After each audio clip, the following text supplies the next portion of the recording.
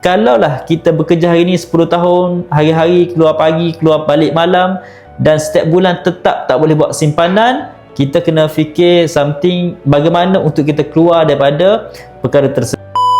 Asas untuk kita membina kekayaan adalah dengan kita mula menyimpan. Selagi mana kita tak mula menyimpan, selagi itulah kita tak akan jadi kaya. Jadi tuan-puan, inilah kata-kata yang guru saya sentiasa bagi tahu. Kalau kita nak kaya, kita kena bermula menyimpan. Tak kira lah gaji kita besar ataupun kecil, kita tetap kena mula buat simpanan.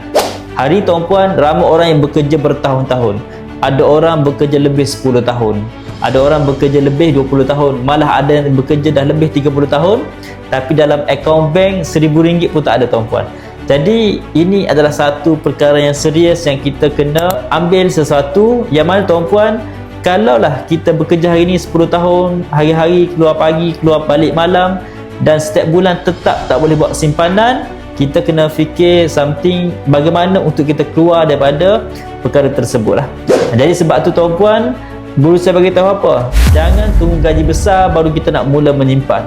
Jadi kita kena mula juga menyimpan walaupun gaji kita biasa-biasa saja. Sekurang-kurangnya tuan-puan, kita kena alihkan minimum 10% daripada gaji kita ni kepada simpanan lah. Hari ni ramai orang nak simpan duit tak jadi. Mungkin tuan-puan dah target nak buat simpanan duit, bocor dan sebagainya. Jadi cara dia apa? Jangan kita teruskan dengan cara yang sama. Kita kena tukar cara dengan kita alihkan sebahagian kepada simpanan emas. Apa emas tuan-puan? Sebab dengan simpanan emas ni dapat mengubati sifat boros berbelanja. Jadi itulah kesan apabila kita tukar cara dengan kita menyimpan emas. Kalaulah kita teruskan dengan cara yang sama, sampai bila-bila pun kita tak akan jadi kaya.